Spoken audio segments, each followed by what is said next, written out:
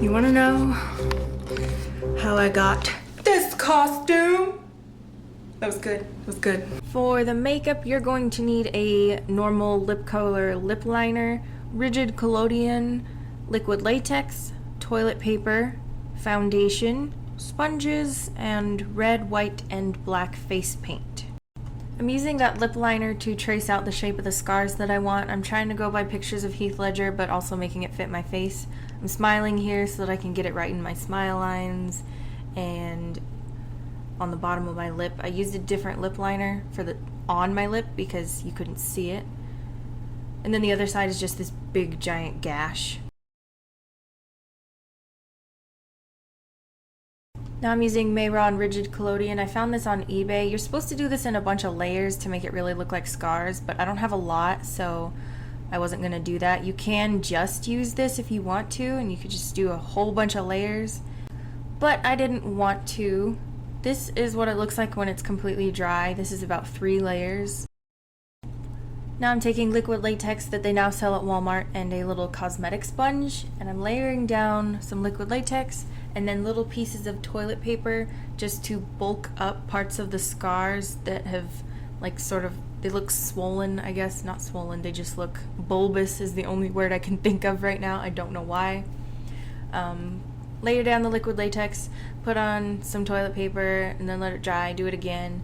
I'm just trying to make it look big wherever it would normally look big as a scar. Here I'm using like tweezers to move the shape around. You can do whatever shape you want. It's your face, so do whatever you want. You don't have to make it look like Heath Ledger. I tried, didn't really work out, so I just made it fit my face. This part is extremely tedious. I'm just letting you guys know. Toilet paper is really annoying, and you have to wait for it to dry at the end. You have to let it completely dry. You can see on the other side how it's kind of turning yellow. That's what you want it to look like. So yeah, it takes forever to pile up all these little tiny pieces of toilet paper to get it to look the way you want it to. It was annoying.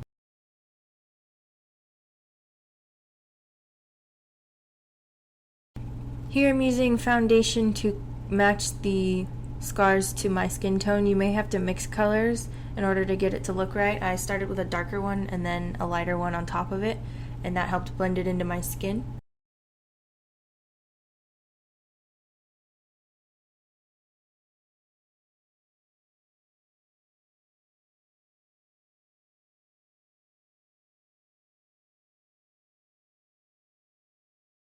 Here's what my finished scars look like. Now I'm using the Mayron face paint palette and a cosmetic sponge, dipping it in water and wringing it out completely. And I'm using white face paint and crinkling up my face in every way possible I can think of. That's how you can get that like worn in look, like you've been wearing it for a long time and sweating it off and whatever. Make sure you crinkle up your cheeks too, because it looks like some of the lines on his face go up and down, and I was trying to get those lines.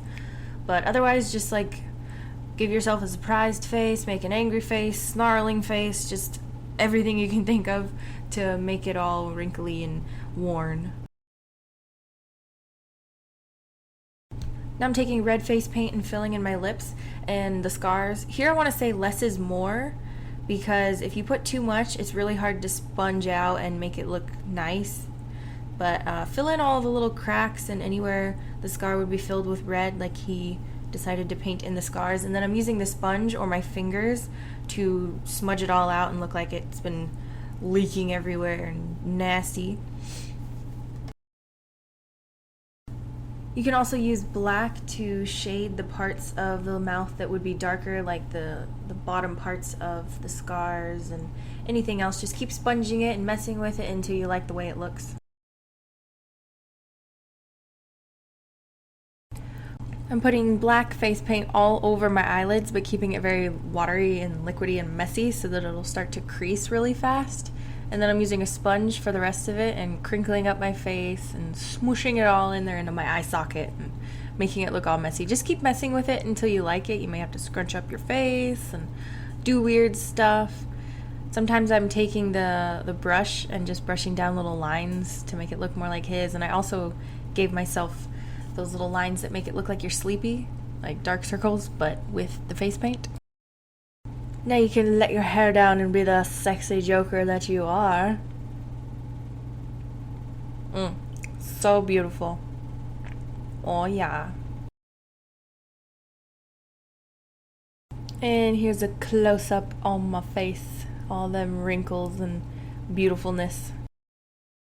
For the costume, you're going to need a measuring tape, scissors, pins, needles, thread, sewing machine, however you want to stick your costume together. You can even use safety pins or a hot glue gun or liquid stitch, anything like that, however you want to sew it together. I sewed by hand because I'm crazy. You're going to need 3 to 5 yards of a purple fabric, 1 to 2 yards of a green fabric. You can even use a sheet, like an old sheet if you have one. You're going to need some kind of green trim, like a green lace, some funky buttons, a orange collared shirt. I just went to Goodwill and I found this orange polo shirt. You're going to need a purple tie and a crazy printed t-shirt, which my t-shirt I got off of eBay. And the purple tie I also got off of eBay. It was like 89 cents in the little kids section. I don't even know. For the skirt, start by folding accordion style back and forth along the length of the fabric to create these little pleats. Pin at each fold and fold until you have enough to fit around your waist plus an inch. And make sure you get some help from your handy dandy kitten there. So if your waist is 32 inches, make your measurement 33. Once you have enough to fit around your waist, just cut off the excess fabric. For the length of the skirt, we want it longer in the back and shorter in the front. So I measured how long I wanted it in the front, folded the skirt in half, measured that length along the fold, and then cut at an angle to make it longer in the back. Once you have it cut, you can sew, glue, safety pin, whatever you want to do at the top where you made the pleats.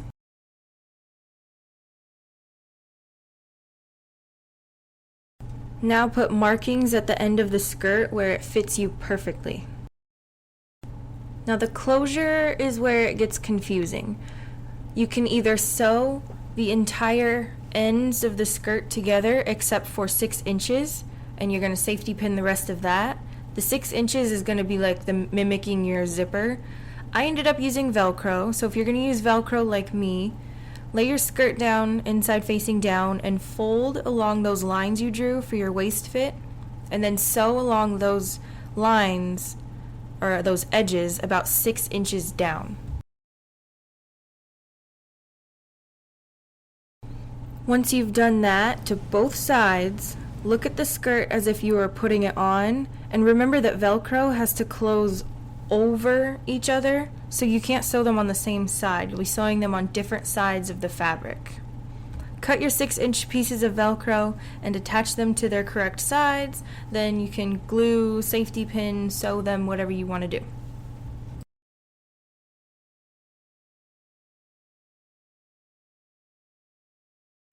Once the Velcro is attached, lay the skirt inside out and sew the open edge together. Now you can attach your green trim. I didn't bother hemming the skirt because it's just a costume and the trim covers it, but you can. And that gives you your finished skirt. For your vest, take an old t-shirt that fits kind of snug but not too tight, one that just rests nicely on your body, and cut off the sleeves along the seams. Then cut the front piece from the back piece by cutting the side seams and the shoulder seams.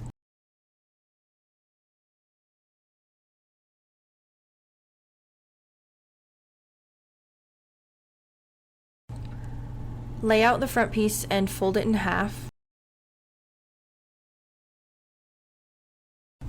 And then draw on the shape of a vest.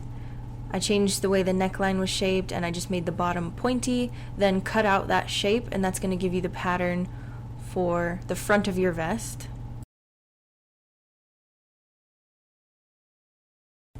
Now just open those pieces up and cut it in half, and that will give you your front pieces. Now do the same thing to the back, except you're not going to make it pointy and you're not going to cut it in half. I'm laying out the front piece on the back piece so I can match up the edges and make sure that they're the same size, but I'm just changing the shape of it. Like here at the neckline, I'm making it more round, and then the back I'm just making it swoop down a little bit.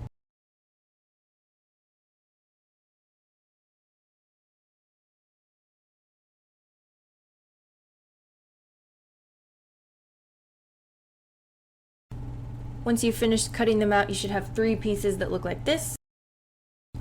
Line up your pieces on a green fabric of your choosing. I liked green polka dots. I actually didn't have enough fabric, so I just squeezed it on as best I could, and it was small, but it still fit. Just cut out those pieces.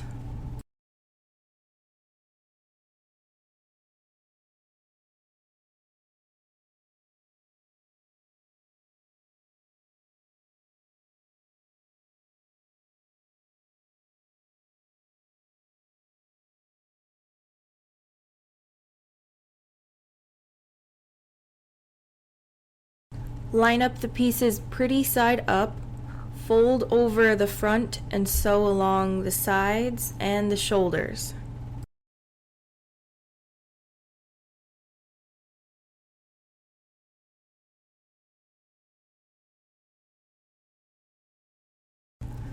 Now you just need to hem it. I ended up changing the neckline there by folding it down a little bit more, but you can see here I'm just folding over the edge and pinning it, and then I'm going to sew it. You can glue it, remember, do whatever you want. You can cut it to change the shape of it, but don't cut too much because you need to hem it and you need it to still fit. I found these cute buttons for the vest. I have no clue how to do buttons. I completely effed up the whole thing, so I ended up just sticking these on and safety pinning the vest shut. Like, I tried something with snaps and it just didn't work, so yeah, make sure you have a cat to help you.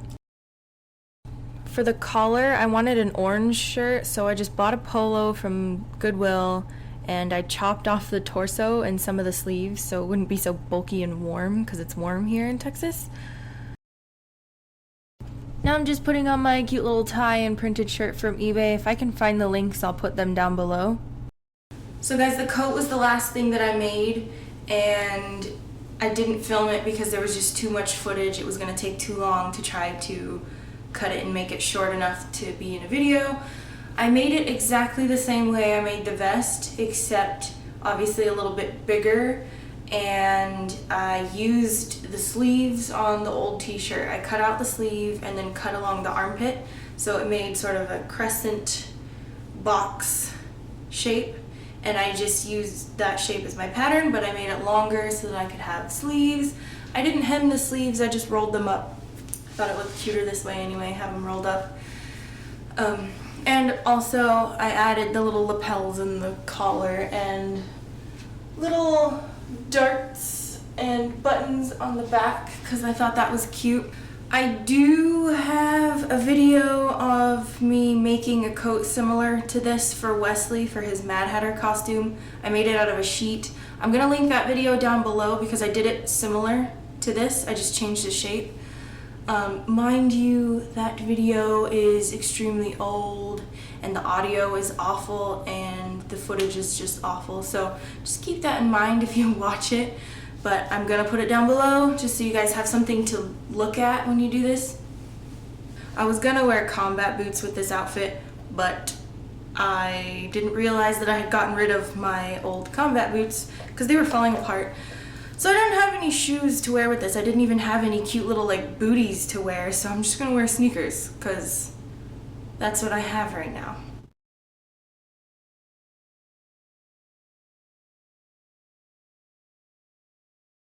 Alright guys, so that is it for my Joker tutorial. I hope you guys enjoyed it. Let me know what you think down below. Check out the description for any links to my social media. And also, I finally started my gaming channel. The channel name is Joe Sabrina. I'll have that link down below for you guys because Minecraft and stuff. And I will see you guys in my next video. Bye-bye! Make sure you subscribe. Because if you don't, I won't like that. Not one bit.